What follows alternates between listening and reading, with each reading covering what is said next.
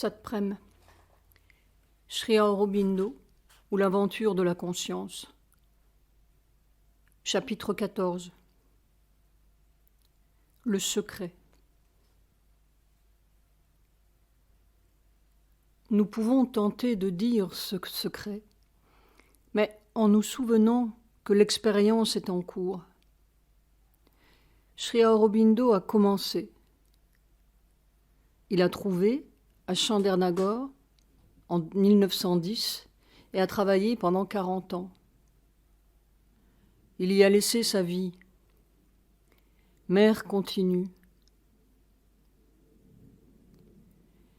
Sri Aurobindo ne nous a jamais dit les circonstances de sa découverte. Il était extraordinairement silencieux quand il s'agissait de lui-même, non par réserve, mais simplement parce que le « je » n'existait pas. Quand il parlait, rapporte avec une surprise naïve son hôte de Chandernagore, on sentait que c'était quelqu'un d'autre qui parlait à travers lui. Je mettais de la nourriture devant lui et il restait à la contempler, puis il mangeait un peu mécaniquement. Il semblait absorbé, même en mangeant, et il méditait les yeux grands ouverts. Ce n'est que plus tard, à travers ses œuvres ou des fragments de conversation, que nous retrouvons le fil de son expérience. Le premier indice nous vient d'une remarque fortuite qu'il fit à un disciple et montre que, dès Alipore, il était sur la piste. Pendant 2 semaines, confia-t-il, j'eus la vision de toutes sortes de tortures et de souffrances. Or, dans ces mondes, vision est synonyme d'expérience, si l'on comprend ce que cela veut dire. Au moment même où Sri Aurobindo faisait son ascension vers le surmental, sa conscience descendait donc simultanément dans ce qu'il est convenu d'appeler les enfers. C'est aussi l'une des premières choses que le chercheur découvre à des degrés variables. Ce n'est pas un yoga pour les faibles, dit Mère. Et c'est vrai. Car si le premier résultat tangible du yoga de Sri Aurobindo est de faire apparaître des facultés poétiques et artistiques nouvelles, le deuxième résultat, peut-être même la conséquence immédiate, est de faire émerger dans une lumière impitoyable tous les dessous de la conscience, personnelle d'abord, puis universelle. Cette étroite et étrange connexité entre le supraconscient et le subconscient est sans doute le point de départ de la découverte de Sri Aurobindo. Les degrés subconscients. Le subconscient dont parle la psychologie moderne n'est que la frange extérieure d'un monde presque aussi vaste que le supraconscient, avec ses degrés, ses forces, ses êtres, ou ses êtres-forces si l'on préfère.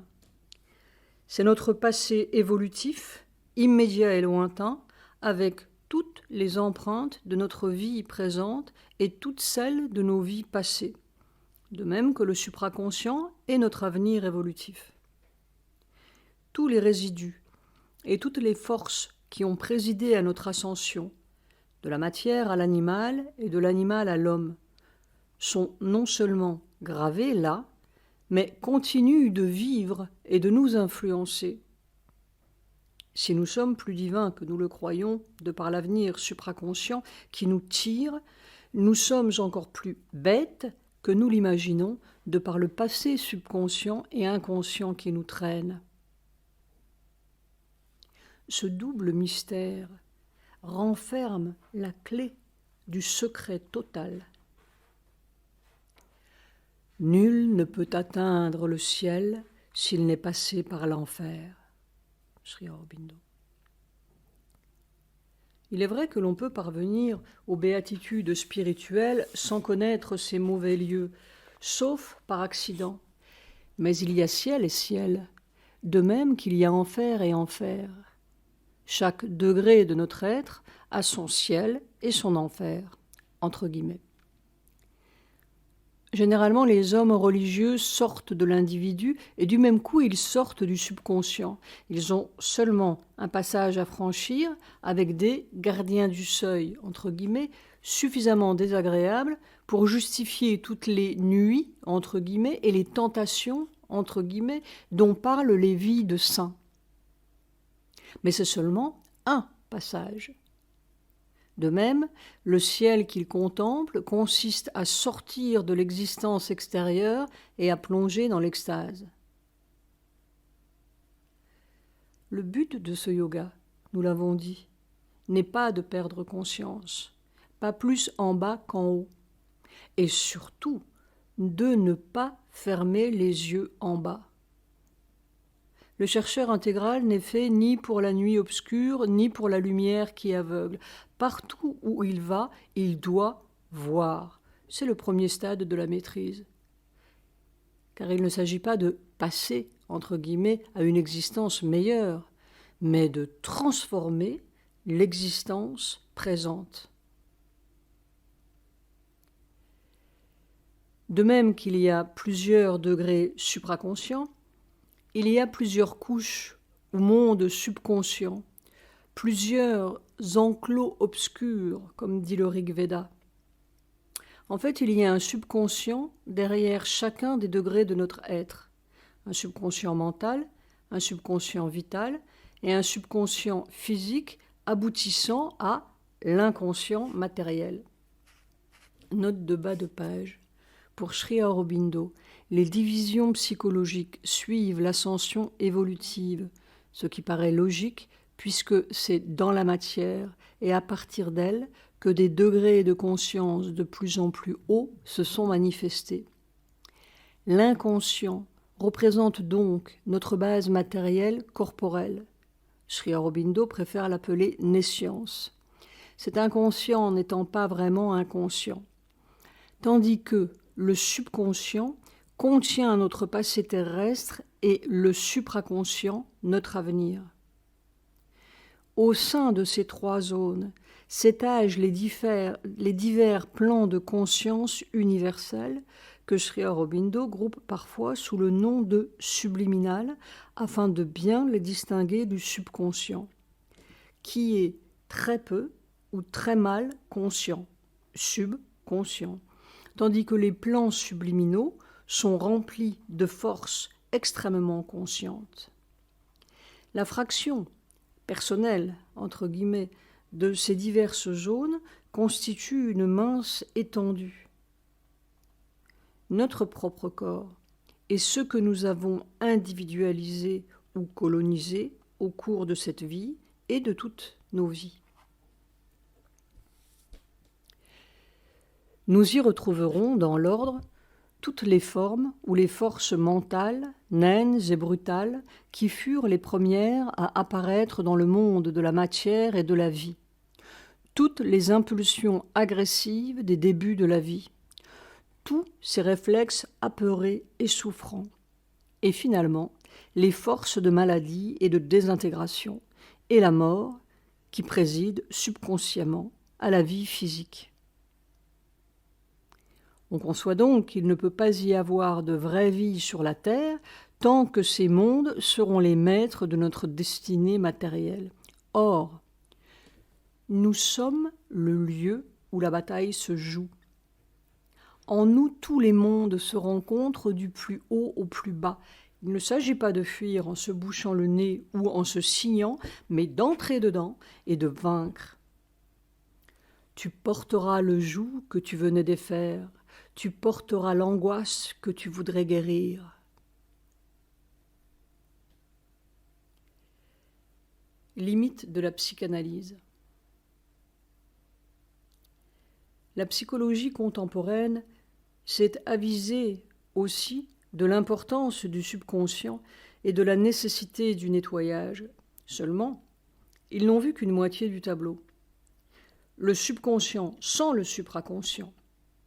Et ils ont cru qu'avec leur petite lueur mentale, ils pourraient éclairer cette caverne de voleurs. autant descendre dans la jungle armé d'une lampe de poche. En fait, le plus souvent, il ne voit du subconscient que l'envers du petit bonhomme frontal. Car il est une loi psychologique fondamentale à laquelle personne n'échappe, à savoir que la descente est proportionnelle à l'ascension. On ne peut pas descendre plus bas que l'on est monté, parce que la force qu'il faut pour descendre est celle-là même qu'il faut pour monter. Si, par quelque accident, nous descendions plus bas que notre capacité de hauteur, il en résulterait automatiquement un accident, possession ou folie, parce que nous n'aurions pas la force correspondante. Plus on s'approche d'un commencement de vérité ici-bas, plus on découvre une formidable sagesse. Les mystérieux complexes de M. Dupont se situent quelques centimètres en dessous, si l'on peut dire, de même que son existence consciente se situe quelques centimètres au-dessus.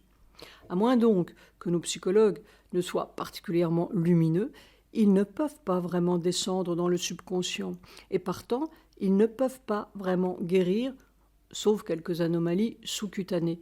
Et encore, sont-ils en danger constant de voir leur maladie repoussée ailleurs sous une autre forme. On ne peut guérir que si l'on guérit tout au fond. Et on ne peut aller tout au fond que si l'on va tout en haut. Plus on veut descendre, plus il faut une lumière puissante, sinon on se fait manger. Si la psychanalyse restait dans ses limites superficielles, il n'aurait rien à en dire. Elle finirait sans doute par s'apercevoir elle-même de ses limites et, en attendant, guérirait utilement quelques prurites. Malheureusement, elle est devenue une sorte de nouvel évangile pour beaucoup et elle a puissamment contribué à fausser les esprits en les fixant malsainement sur leurs possibilités fangeuses plutôt que sur leurs possibilités divines.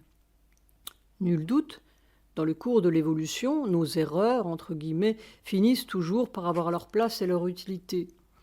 Il était bon que nos complaisances morales et bourgeoises fussent secouées.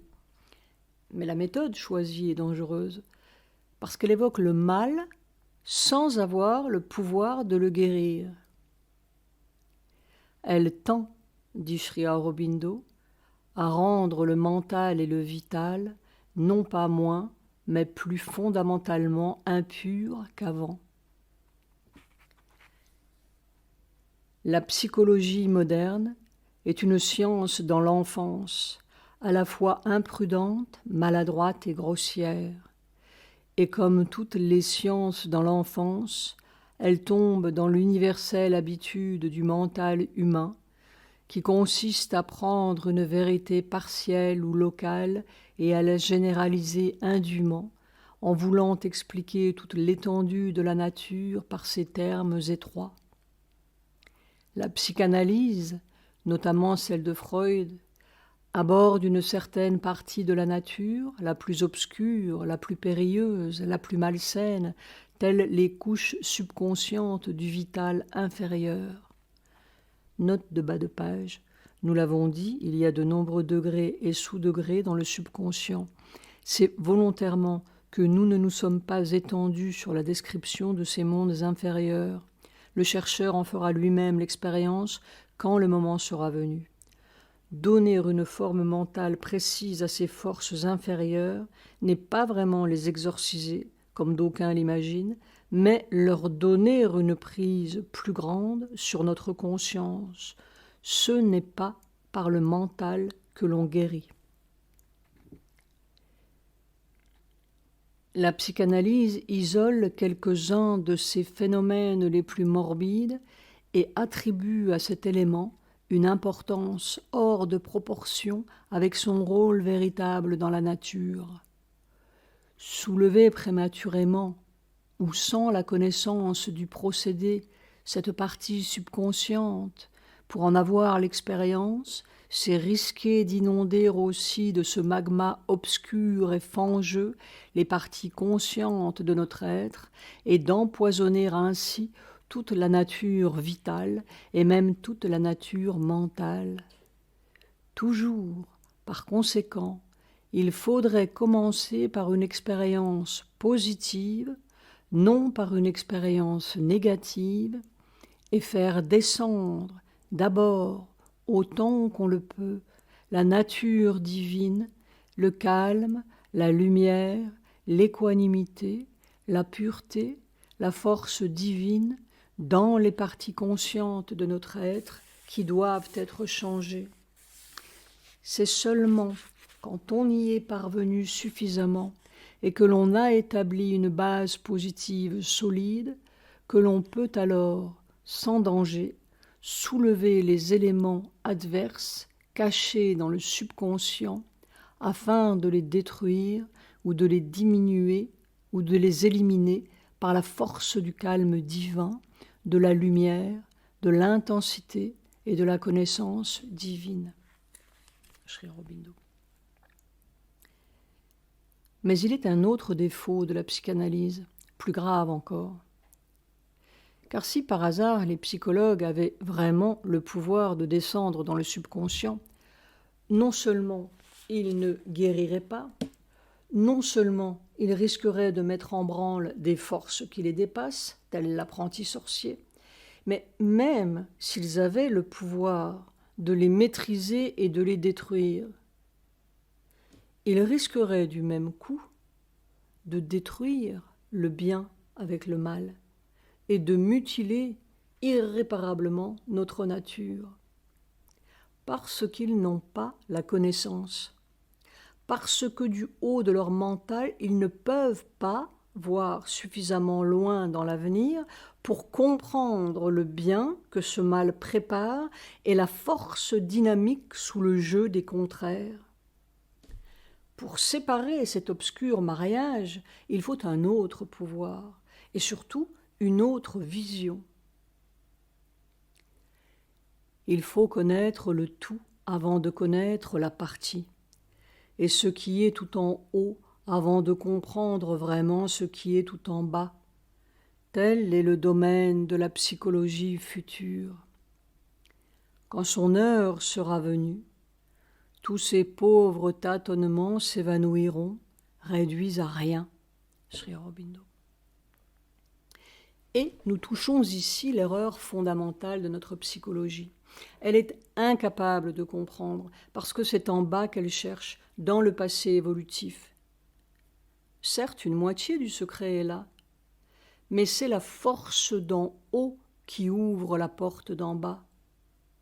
Nous ne sommes pas faits pour regarder toujours derrière nous, mais en avant et en haut, dans la lumière supraconsciente, parce que c'est notre avenir et que seul l'avenir explique et guérit le passé.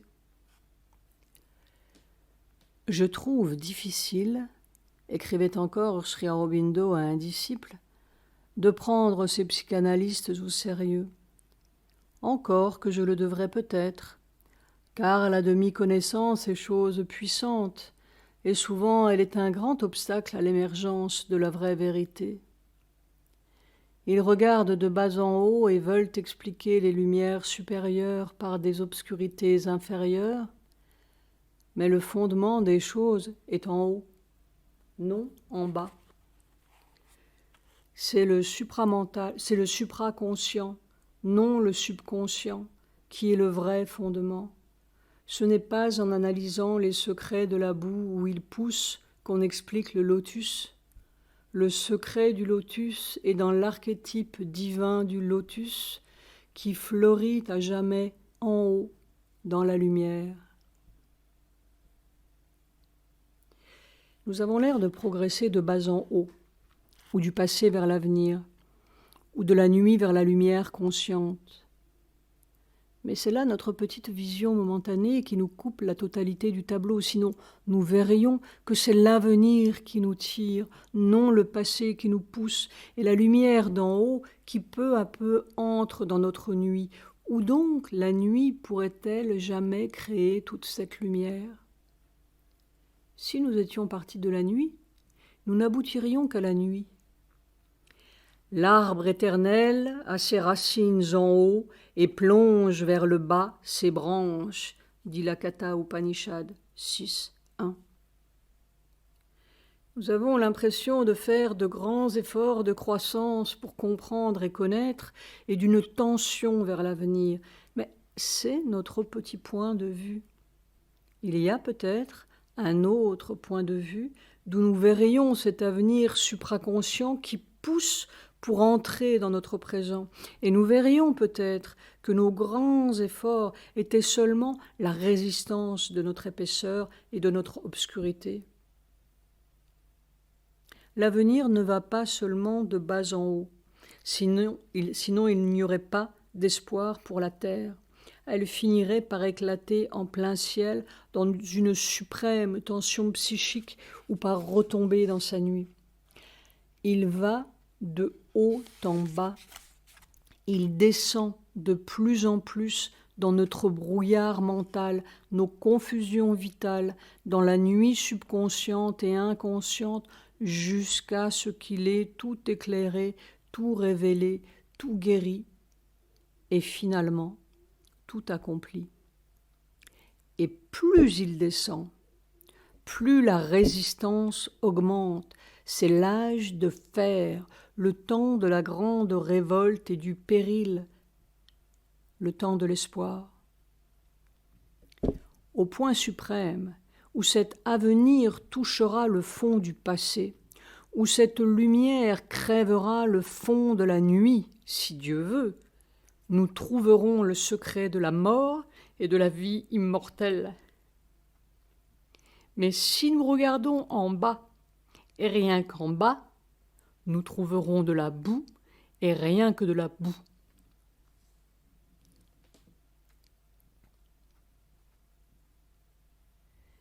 La moitié obscure de la vérité. Maintenant, nous approchons. C'est par une expérience positive que le chercheur a commencé. Il s'est mis en route parce qu'il avait besoin d'autre chose. Il a fait des essais de silence mental et il s'est aperçu que le seul fait de son effort provoquait une réponse. Il a senti une force qui descendait, une vibration nouvelle en lui qui faisait la vie plus claire, plus vivante. Peut-être même a-t-il eu l'expérience d'une déchirure soudaine des limites et d'émerger à une autre altitude. De mille façons, le signe peut venir indiquant qu'un nouveau rythme s'installe. Puis soudain, après ce départ en flèche, tout s'est voilé, comme s'il avait rêvé ou qu'il s'était laissé entraîner par un enthousiasme assez puéril après tout. Quelque chose est en train de se venger en lui par une levée de scepticisme, de dégoût, de révolte. Et ce sera le deuxième signe, peut-être le vrai signe qu'il est en train de progresser et qu'il s'empoigne avec les réalités de sa nature, ou plutôt que la force descendante a commencé son travail de barattage. Le progrès, en définitive, ne consiste pas tant à s'élever qu'à décanter tout ce qui encombre. Quand on est clair, tout est là. Et le chercheur découvre ces multiples encombrements. On a souvent l'impression, sur la voie du yoga intégral, de s'être mis en route pour le meilleur et de découvrir le pire, d'avoir cherché la paix et la lumière et de découvrir la guerre. En fait, c'est une bataille, il ne faut pas se le cacher. Tant que l'on nage avec le courant, on peut se croire bien gentil, bien propre, bien intentionné. Dès que l'on renverse l'allure, tout résiste. On comprend alors tangiblement les énormes forces d'abrutissement qui pèsent sur les hommes. Il faut avoir essayé d'en sortir pour voir. Et quand le chercheur aura une première ouverture décisive sur le haut, qu'il aura vu la lumière, il sentira presque simultanément un coup de boutoir en bas, comme si quelqu'un en lui avait mal. Il saura alors ce que Sri Aurobindo entendait par cette obscurité blessée qui proteste contre la lumière. Et il aura appris sa première leçon. On ne peut pas faire un pas en haut sans faire un pas en bas. Au lieu de prendre ces incurvations brutales comme une sorte de fatalité, le chercheur en fera la base de son travail. Ce double mouvement d'ascension et de descente constitue le processus fondamental du yoga intégral. À chaque hauteur conquise, nous devons revenir sur nos pas pour faire descendre l'illumination et le pouvoir nouveau dans le mouvement mortel d'en bas. Sri Aurobindo.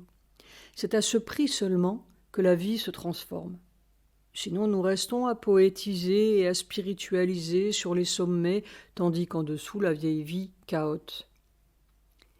Pratiquement, le mouvement de descente ne s'accomplit pas par une décision arbitraire du mental, moins il s'en mêle, mieux cela vaut, et d'ailleurs on se demande bien comment le mental pourrait descendre, entre guillemets, assis là derrière son petit bureau. C'est la conscience force, éveillée et individualisée en nous, qui fait tout le travail spontanément.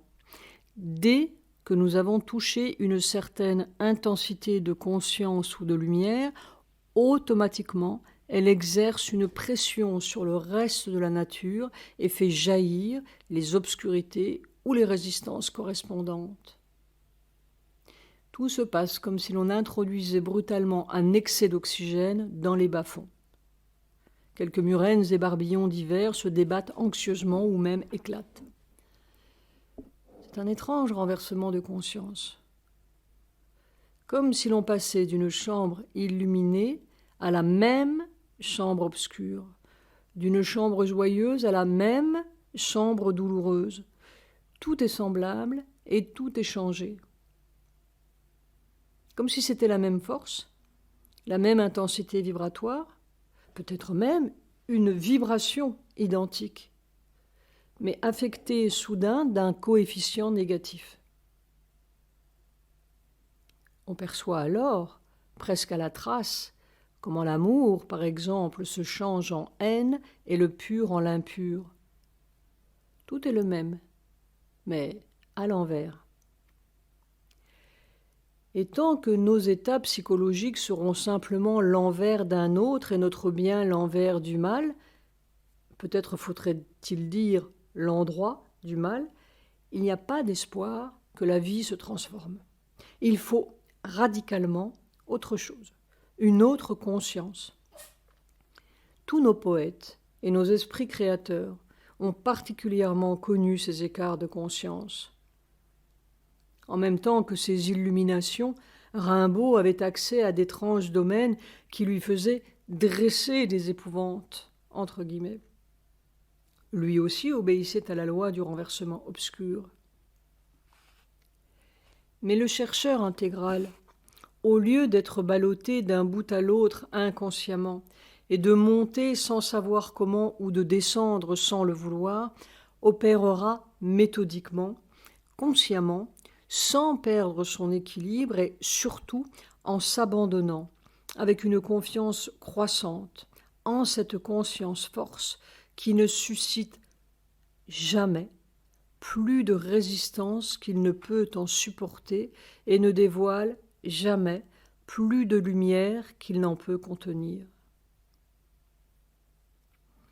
Après avoir vécu assez longtemps entre deux crises, nous finirons par nous apercevoir d'une méthode dans l'action de la force et que chaque fois que nous semblons quitter la courbe ascendante ou même perdre une réalisation acquise, c'est pour retrouver au bout la même réalisation, mais à un degré immédiatement au-dessus, élargi, enrichi de tout le reste de notre domaine qui, par notre chute, entre guillemets précisément, est venu s'intégrer dans la lumière nouvelle. Si nous n'étions pas tombés, entre guillemets, ce bas ne serait jamais venu s'adjoindre à notre haut. Peut-être, collectivement, est-ce un processus identique qui a mené la chute d'Athènes afin que d'anciens barbares, eux aussi, puissent un jour comprendre Platon. La progression du yoga intégral ne décrit pas une ligne droite qui va se perdre de plus en plus haut sur une pointe de plus en plus ténue, mais une spirale, dit Sri Aurobindo, qui lentement, méthodiquement, annexe tous les niveaux de notre être dans une ouverture de plus en plus vaste et sur une base de plus en plus profonde. Et non seulement nous distinguerons une méthode derrière cette force, ou cette conscience-force plutôt, mais des cycles réguliers et un rythme aussi certain que celui des marées et des lunes. Plus on progresse, plus les signes deviennent vastes, plus ils se relient à un mouvement cosmique, jusqu'au jour où nous pouvons percevoir dans nos propres descentes les descentes périodiques de la conscience terrestre et dans nos propres difficultés tous les remous de la terre qui résistent et se révoltent. Tout sera si intimement lié finalement que l'on pourra lire les plus petites choses, dans les plus petites choses, dans les plus infimes accidents de la vie quotidienne et des objets que l'on touche, le signe des dépressions plus vastes qui vont passer sur les hommes et les faire descendre et monter eux aussi sur la même crête évolutive. Alors nous verrons que nous sommes infailliblement conduits vers un but, que tout a un sens, même les choses les plus minuscules. Pas un détail ne bouge sans que tout bouge, et que nous sommes en route pour une aventure plus grande que nous ne l'avions pensé. Bientôt, une deuxième contradiction nous frappera, peut-être la même toujours. Non seulement il y a une loi de montée et de descente, mais, semble-t-il, une contradiction centrale. Nous avons tous un but à atteindre en cette vie et à travers toutes nos vies, quelque chose d'unique à exprimer, parce que chaque homme est unique. C'est notre vérité centrale, notre tension évolutive spéciale. Ce but n'apparaît que lentement, après bien des expériences et des éveils successifs, lorsque nous commençons à être un homme intérieurement formé. Alors nous nous apercevons qu'une sorte de fil relie notre vie, et toutes nos vies, si nous en avons pris conscience, dans une direction particulière, comme si tout nous précipitait toujours dans le même sens. Un sens de plus en plus précis et aigu à mesure que nous avançons. Et en même temps que nous prenons conscience de notre but, nous découvrons une difficulté particulière, qui est comme l'envers ou la contradiction de notre but.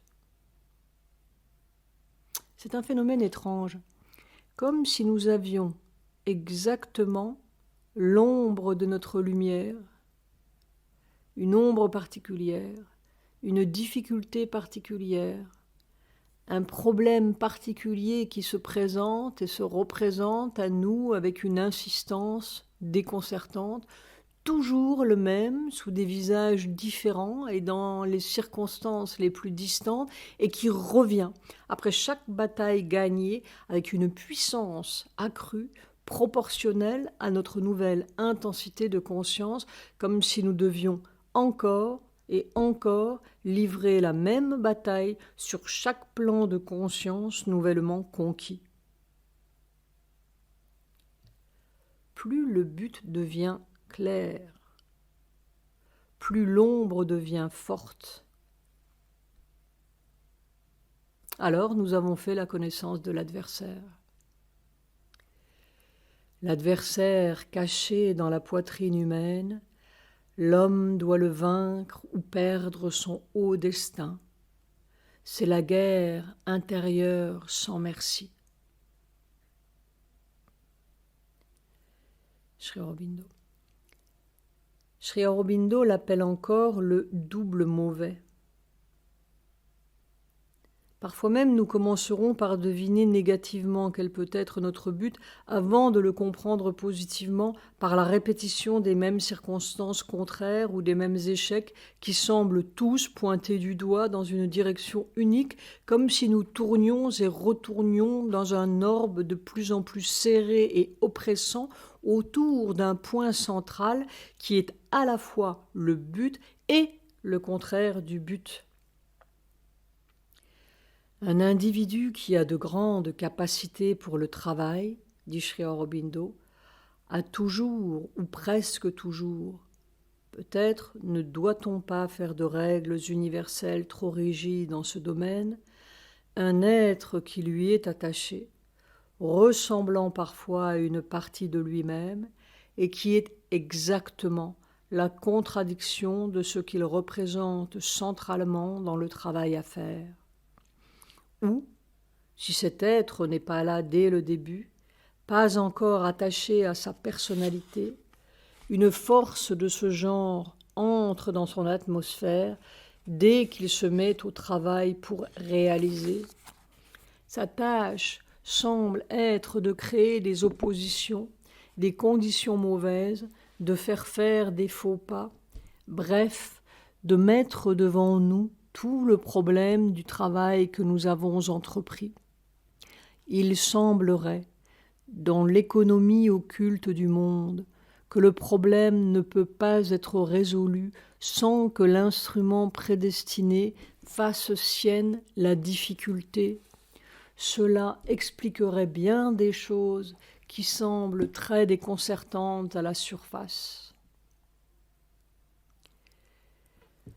Mère souligne le même phénomène dans ses entretiens avec les disciples. Quand vous représentez la possibilité d'une victoire, vous avez toujours en vous la chose opposée à cette victoire, qui est votre tourment perpétuel.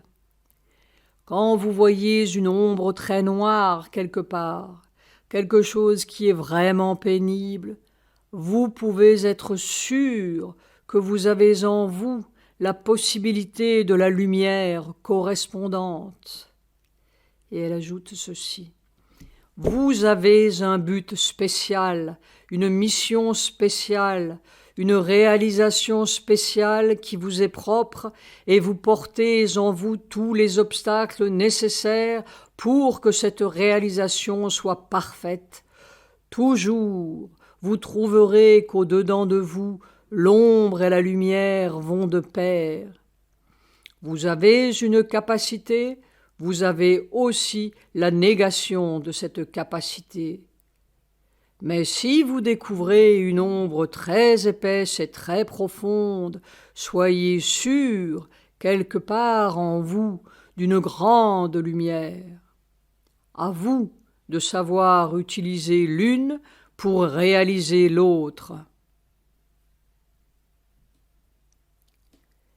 Il se pourrait finalement que le secret de l'existence nous ait échappé, parce que nous avons imparfaitement compris cette loi duelle de l'ombre et de la lumière, et l'énigme de notre double nature, animale et divine. Nourris d'une conception manichéenne de l'existence, nous y avons vu seulement, à la suite de nos morales et de nos religions, une impitoyable lutte du bien et du mal, de la vérité et du mensonge, où il importait d'être du bon côté, à la droite du Seigneur. Et nous avons tout coupé en deux, le royaume de Dieu et le royaume du diable, la vie inférieure de ce monde et la vraie vie au ciel. Et nous avons voulu supprimer le contraire du but, et en même temps, nous avons supprimé le but. Car le but n'est pas d'être tronqué, ni en bas ni en haut. Et tant que nous rejetterons l'un pour l'autre, nous échouerons misérablement et nous raterons le but de l'existence, car tout est d'une seule pièce, on ne peut rien enlever sans tout démolir. Et comment pourrions-nous vraiment nous délivrer du mal, entre guillemets, sans faire sauter tout le monde?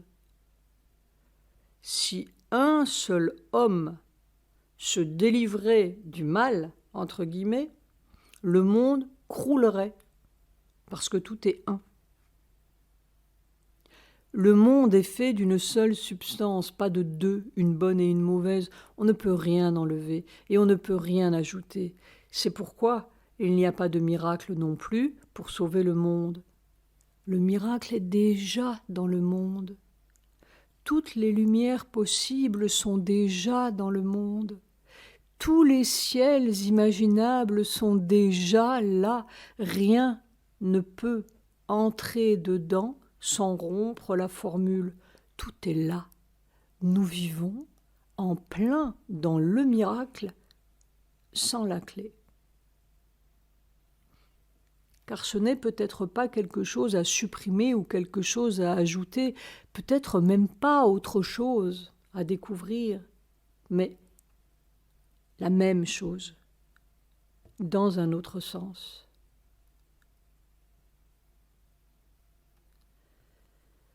Si nous voulons atteindre le but, il faut donc en finir avec notre manichéisme et arriver à une compréhension réaliste de ce que Sri Aurobindo appelait la moitié obscure de la vérité.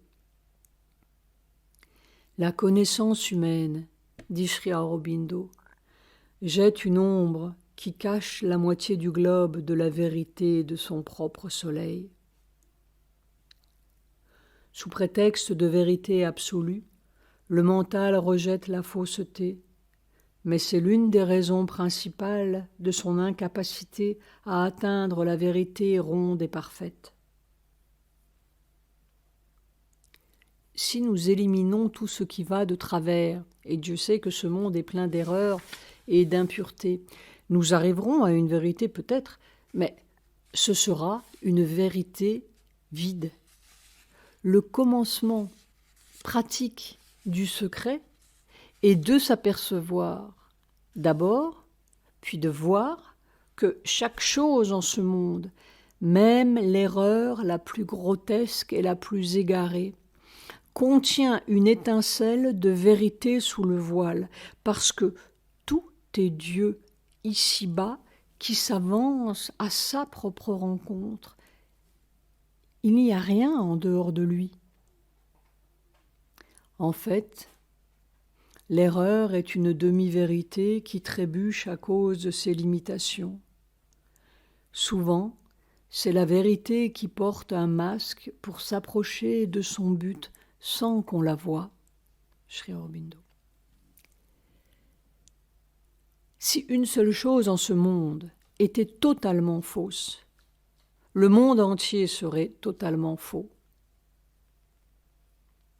Par conséquent, si le chercheur part avec cette hypothèse de travail, hypothèse positive, et qu'il monte de degré en degré en acceptant chaque fois de parcourir le degré correspondant d'en bas sans rien retrancher, pour y délivrer la même lumière qui est cachée sous chaque masque, en chaque élément, même dans la boue la plus obscure, même dans l'erreur la plus grotesque, le mal le plus sordide, il verra peu à peu tout s'éclaircir sous ses yeux, pas en théorie, mais tangiblement, et il découvrira non seulement des sommets, mais des abîmes de vérité. Sri Aurobindo. Il verra que son adversaire, avec un grand A, était le collaborateur le plus diligent et le plus attentif à la solidité parfaite de sa réalisation. D'abord, parce que chaque bataille augmentait sa force, ensuite, parce que chaque chute l'obligeait à délivrer la vérité d'en bas au lieu de s'enfuir tout seul sur des sommets vacants, et que sa pesanteur est à la pesanteur même de notre mère, la terre, qui elle aussi veut sa part de lumière. Les princes de la nuit sont déjà sauvés, ils sont à l'œuvre. Ils sont les exacteurs scrupuleux d'une vérité qui contient tout au lieu d'une vérité qui exclut tout. Non seulement il y a de l'espoir pour les dieux purs, mais pour les divinités violentes et obscurcies, qui quittèrent les bras de l'un en rage de découvrir ce que les dieux blancs n'avaient pas vu. Eux aussi sont saufs. Savitri. Et il verra que chaque chose a sa place inévitable, non seulement que rien ne peut être retranché, mais que peut-être rien n'est plus important ou moins important, comme si la totalité du problème était dans le plus petit incident, le moindre geste quotidien, autant que dans les bouleversements cosmiques, et que peut-être aussi la totalité de la lumière et de la joie était là, dans le moindre atome, autant que dans les infinitudes supraconscientes. Et la moitié obscure de la vérité s'illumine. Chaque trébuchement allume une flamme de souffrance et fait comme une trouée de lumière en bas. Chaque faiblesse est un appel de force, comme si la puissance de la chute était la puissance même de l'élévation. Chaque imperfection, un creux pour une plénitude ronde. Il n'y a pas de péché, il n'y a pas d'erreur, il n'y a que des misères infinies qui nous obligent à nous pencher sur toute l'étendue de notre royaume et à tout embrasser pour tout guérir et tout accomplir. Par cette faille de notre cuirasse, un amour et une pitié du monde sont entrés, que toutes les puretés radieuses ne comprendront jamais. La pureté est imprenable, elle est barricadée, fermée comme du béton. Il faut un trou pour que la vérité puisse entrer. Il fit de l'erreur une porte par où la vérité put entrer.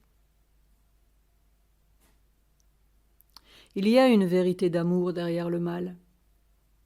Plus on descend vers les cercles infernaux, plus on découvre l'immense besoin, au fond, du mal, et que l'on ne peut rien guérir sans une intensité semblable.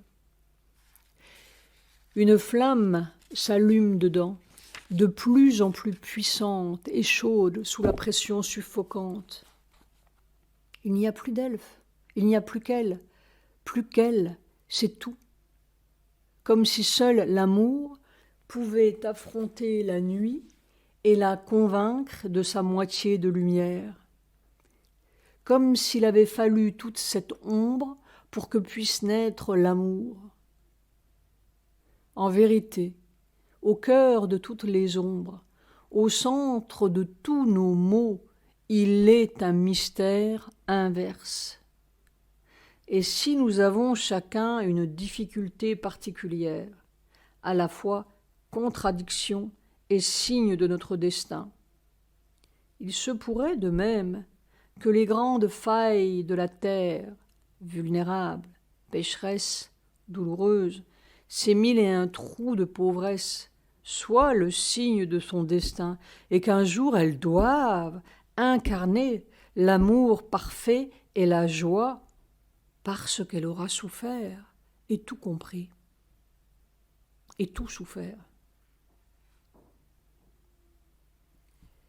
À mesure que l'on avance, la ligne supraconsciente recule vers le haut, la ligne subconsciente recule parallèlement vers le bas, tout s'élargit, tout s'illumine, mais tout se referme aussi, tout s'accuse autour d'un seul point sombre, de plus en plus aigu, de plus en plus crucial, serré, comme si l'on avait tourné pendant des années et des années, des vies, autour d'un même problème sans jamais le toucher vraiment, et puis c'est là, accroché au fond du trou et se débattant sous la lumière, tout le mal du monde en un point. L'heure du secret est proche, car la loi de la descente n'est pas une loi de fer, ni de péché, ni de chute, pas plus qu'elle n'est une loi de repentir et d'évasion céleste, mais une loi d'or en vérité, une insondable préméditation qui nous tire en bas en même temps qu'en haut, jusqu'au fond du subconscient et de l'inconscient, jusqu'à ce point central, ce nœud de vie et de mort, d'ombre et de lumière, où le secret attend. Plus on approche du sommet, plus on touche le fond. Le grand passage.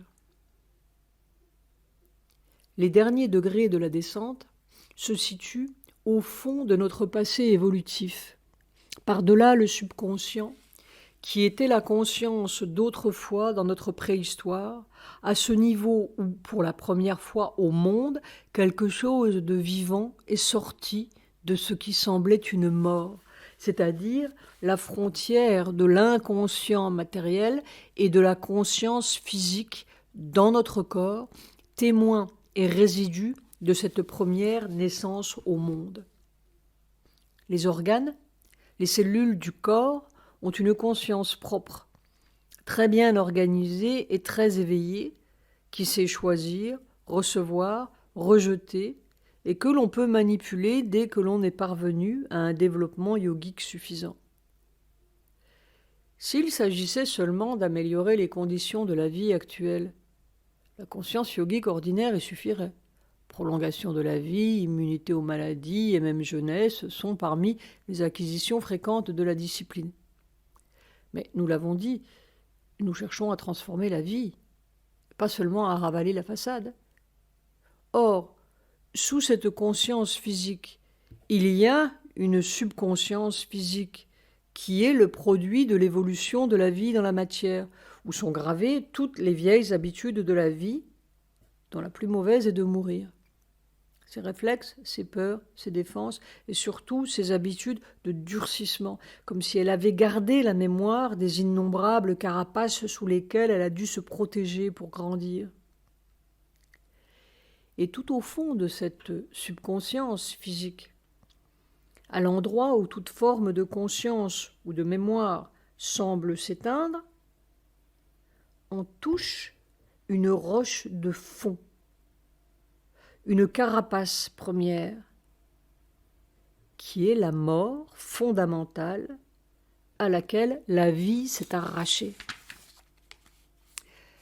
C'est quelque chose de très dur et de très vaste, si vaste et si dur que les rishis védiques disaient le roc infini. C'est l'inconscient. C'est un mur, ou peut-être une porte. C'est un fond, ou une croûte peut-être. Et ce n'est peut-être pas totalement mort, ni totalement inconscient, car ce n'est pas quelque chose de négativement immobile que l'on rencontre, mais quelque chose de positivement négatif, si l'on ose dire, quelque chose qui refuse, qui dit non à la vie.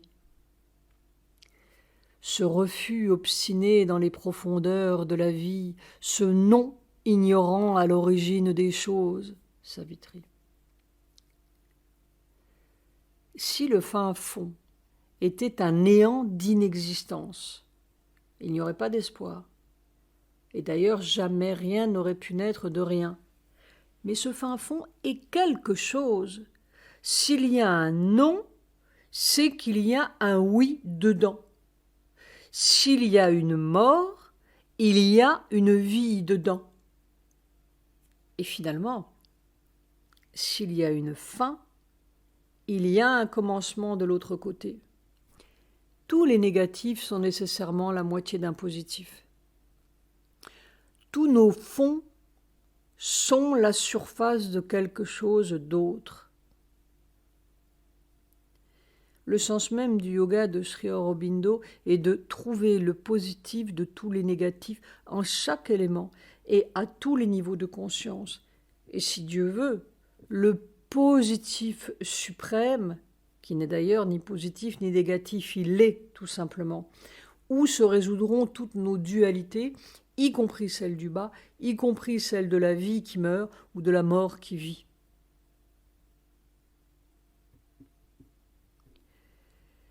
À Chandernagore, Sri Aurobindo était parvenu au dernier degré du subconscient physique. Il était devant un mur.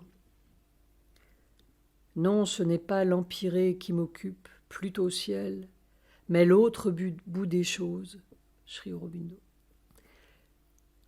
On peut concevoir la difficulté de cette descente si l'on sait déjà ce que l'on rencontre de résistances et de chocs en retour quand on arrive tout juste au subconscient mental et vital dans le trou aux vipères. Et plus on descend, plus il faut une haute conscience, plus il faut une lumière puissante, puisque l'on ne peut pas descendre plus bas que l'on est monté.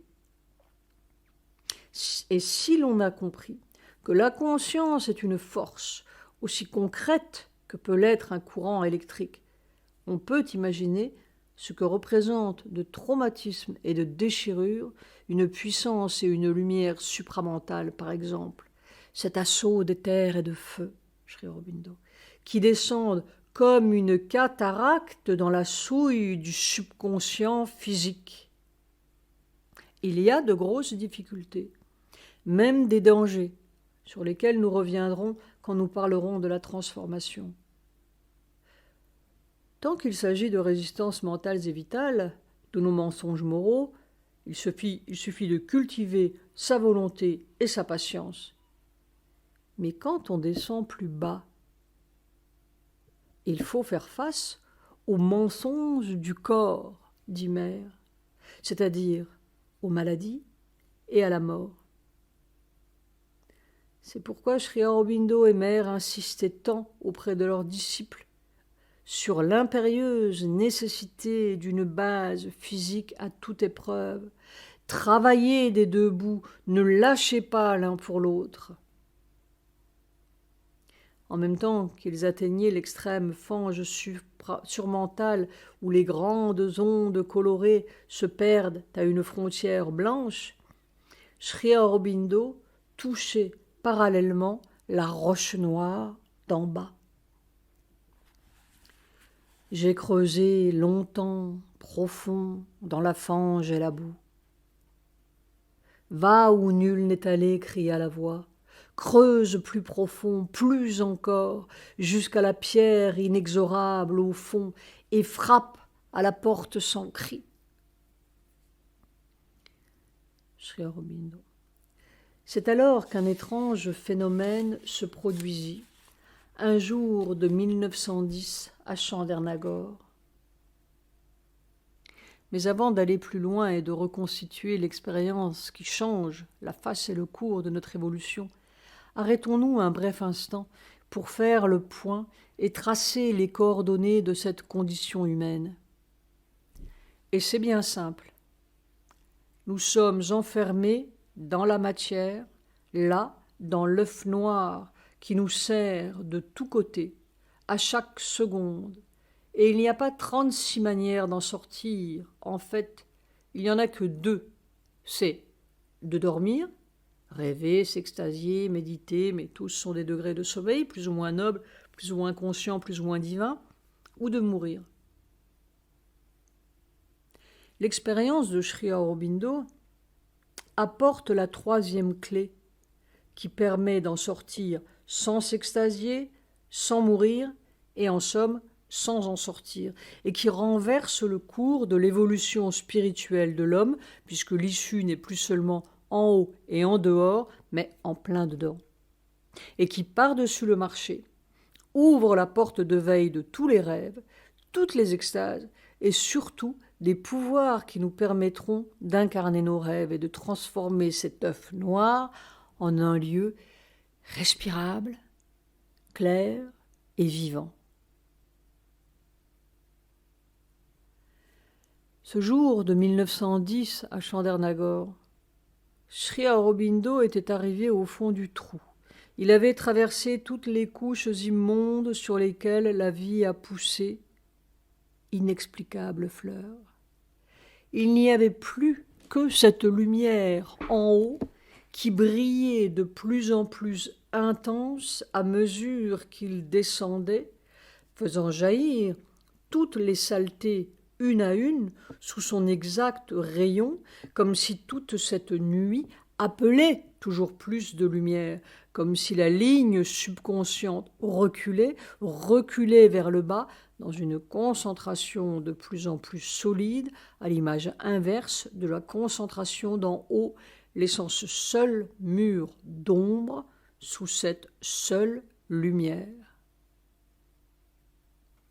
Lorsque tout à coup, sans transition, au fond de cette matière inconsciente, entre guillemets, et dans les cellules obscures de ce corps, sans extase, sans perte de l'individu, sans dissolution cosmique et les yeux grands ouverts, Sri Aurobindo s'est trouvé précipité dans la lumière suprême. Il déboucha dans un autre espace, un autre temps. La nuit, le mal, la mort sont un masque. La suprême opposition éveille la suprême intensité et le semblable se change en lui-même. Il n'y a plus qu'un, Tad et Kam. Le monde solaire, la conscience divine suprême, supramentale, dont toutes les autres sont les rayons séparés, se trouvait là, au cœur de la matière. Le degré au-dessus du surmental n'est pas au-dessus, entre guillemets. Il est ici-bas et en toute chose. La porte d'en bas ouvre la porte d'en haut et de partout. Un étonnement de lumière scellé au fond. Un grand renversement de la nuit et du jour. Toutes les valeurs du monde changées. Le haut rencontre le bas. Tout est un plan unique.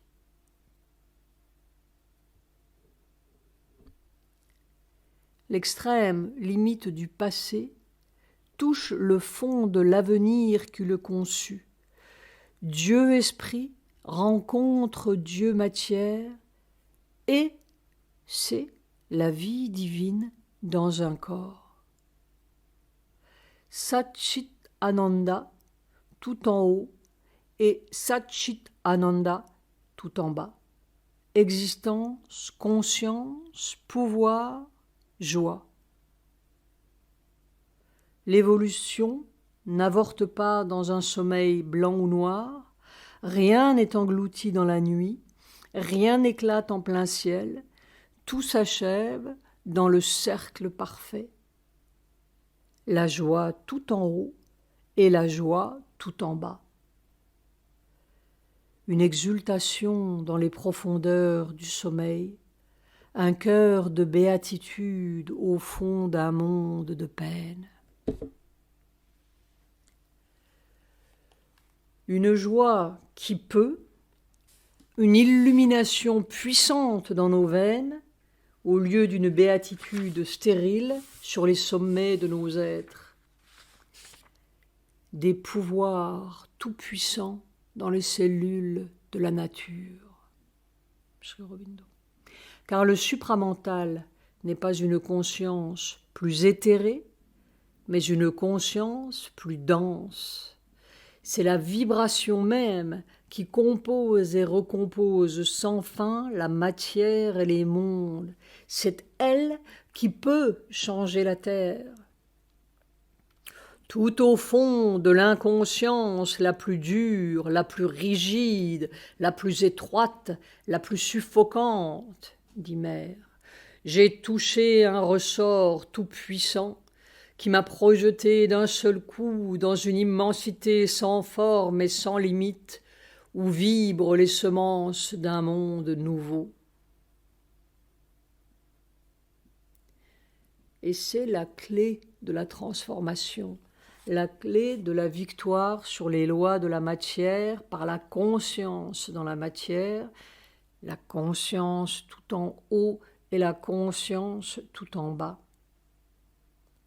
C'est la porte du monde futur et de la terre nouvelle que l'Écriture annonçait il y a 2000 ans. Une terre nouvelle où la vérité habitera. 2 Pierre 3, 13. Car en vérité, la terre est notre salut. La terre est le lieu de la victoire et du parfait accomplissement. Point n'est besoin de s'enfuir au ciel. Tout est là et totalement là dans un corps. La joie, la conscience, les pouvoirs suprêmes. Si nous avons le courage d'ouvrir les yeux et de descendre et de faire du rêve vivant au lieu d'un rêve qui dort. Il faut entrer dans l'ultime fini pour trouver l'ultime infini. Et du même coup, Sri Aurobindo retrouvait le secret perdu, celui des Védas et de toutes les traditions plus ou moins déformées qui se sont transmises de l'Iran à l'Amérique centrale et au bord du Rhin, d'Éleusis au Qatar et de la table ronde aux alchimistes, le secret de tous les chercheurs de perfection. C'est la quête du trésor au fond de la caverne, la lutte contre les forces subconscientes, ogres, nains ou serpents. C'est Apollon et le python, Indra et le serpent Vitra, Thor et les géants, Sigurd et Fafner, le mythe solaire des Mayas, la descente d'Orphée, la transmutation. C'est le serpent qui se mord la queue. Et c'est, surtout, le secret des rishis védiques qui furent les premiers sans doute à découvrir ce qu'ils appelaient le grand passage, Mahaspata 2, 24, 6, le monde de la lumière non brisée, entre guillemets, Svar, au fond du roc de l'inconscient. Nos pères, par leurs mantras, brisèrent les places fortes et réfractaires. Par leurs cris, les voyants, Angiras, mirent en pièces le roc de la montagne. Ils firent en nous un passage vers le grand ciel. Ils découvrirent le jour et le monde solaire. Rig-Veda 1, 71, 2. Ils découvrirent le soleil qui demeure dans l'obscurité. 3, 39, 5. Ils trouvèrent le trésor du ciel caché dans la caverne secrète, comme le petit de l'oiseau, ce trésor dans le roc infini. 1, 133. L'ombre et la lumière, le bien et le mal, préparaient une naissance divine dans la matière. La nuit et le jour allaitent tous deux l'enfant divin. Rien n'est maudit, rien n'est en vain. La nuit et le jour sont deux sœurs immortelles ayant un même amant, le soleil, communes en vérité, bien que différentes par leur forme. 1, 113, 2, 3. Au bout du pèlerinage d'ascension et de descente, le chercheur est le fils des deux mers. 3, 55, 7. Il est le fils d'Aditi, la mer blanche.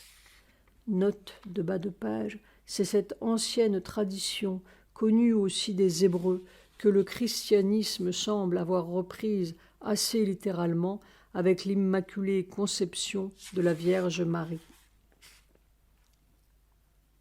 Il est le fils d'Aditi, la mer blanche, de l'infini supraconscient, et le fils de Diti, la mer terrestre de l'infini ténébreux. Et il possède les deux naissances, humaine et divine, éternelle et dans un même nid, comme un qui a la joie de ces deux femmes. 1, 62, 7. La montagne féconde s'ouvrit en deux, livrant la naissance suprême. Un Dieu ouvrit les portes humaines. 5, 45. Note de bas de page, la montagne égale l'inconscient matériel. Alors, en vérité, ils s'éveillèrent et ils virent totalement. Derrière eux, autour d'eux et partout, ils eurent, en vérité, l'extase même dont on jouit au ciel. Dans toutes les demeures fermées se tenaient tous les dieux. Rig Veda 4, 1, 18. Note de bas de page. Les demeures fermées, dans toutes les demeures fermées, égale sur tous les plans de notre être ou dans tous les centres de conscience. L'espoir de l'homme est accompli, et la prière du rishi, que la terre et le ciel soient égaux et un seul, le grand équilibre retrouvé. Le ciel, dans son extase, rêve d'une terre parfaite. La terre, dans sa peine, rêve d'un ciel parfait. Des peurs enchantées empêchent leur unité. Sri Aurobindo. Et c'est la joie, Ananda. Elle est au commencement des choses et à la fin, et partout, si nous creusons assez. Elle est le puits de miel couvert par le roc. Rig Veda 2, 24, 4.